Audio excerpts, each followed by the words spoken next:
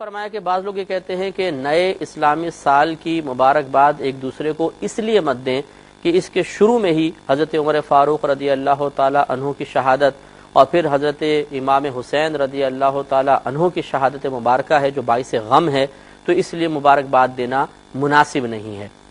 دیکھیے حضرت عمر فاروق رضی اللہ تعالی عنہ کی شہادت یہ بھی قاتلانہ حملہ تھا اور ظالمانہ طریقے سے آپ کو شہید کیا گیا، اور ہمارے سروں کے تاج حضرت امام حسین رضی اللہ تعالی عنہ کے ساتھ جو یزیدیوں نے اللہ تعالیٰ ان کو تباہ و برباد کرے، ہلاک کرے، کہ جو انہوں نے آپ کے ساتھ سلوک کیا، یقیناً اس پہ ہر مسلمان دل میں غم محسوس کرتا ہے، اور بالکل محسوس کرنا بھی چاہیے کہ جن کے قدموں کی برکت سے، جن کے نانا جان کے قدموں کی برکت سے ہمیں یہ تمام نعمتیں ملی ہیں، ان کے نواسے کے ساتھ یہ معاملہ کیا گیا اور اتنا ظالمانہ سلوک بالکل باعث رنج و غم ہے اور دل میں رنج محسوس ہونا چاہیے۔ لیکن اس کے باوجود شہادت ہمارے لیے باعث غم نہیں ہے، یہ ایک مومن کے لیے فخر کی بات ہے۔ حضرت عمر فاروق کی شہادت اور پھر امام حسین کی جو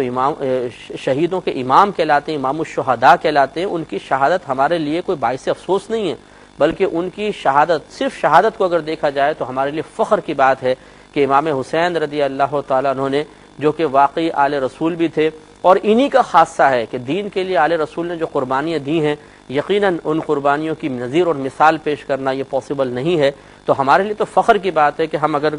کوئی بھی غیر مذہب والا اگر اپنے مذہب کی کوئی شخصیت جس نے مذہب کے لیے قربانی دی وہ پیش کرے گا، ہم ان کے سامنے اگر امام حسین رضی اللہ تعالی عنہ کو پیش کر دیں تو یقیناً امام حسین سے آگے کوئی بڑھ ہی نہیں سکتا ہے۔ تو اس جہت سے اگر آپ دیکھیں تو ہمارے لیے کوئی باعث غم بات نہیں ہے، شہادت باعث غم نہیں ہے۔ ہاں، جو ان کے ساتھ ناروا اور ظالمانہ سلوک ہوا اور پھر ان کے اہل خانہ کے ساتھ سلوک ہوا، یقیناً ہر مسلمان کا دل اس پر رنجیدہ ہوتا ہے اور ہونا بھی چاہیے، وہ ایک الگ چیز ہے۔ لہٰذا مبارکباد دینے میں شرعاً کوئی حرج نہیں ہے، اور اس کا اور شہادت کا آپس میں کوئی ٹکراؤ نہیں ہے، ان کا کوئی ایسا تعلق نہیں ہے کہ شہادت کی بنا پر مبارکباد دینا ممنوع قرار پائے۔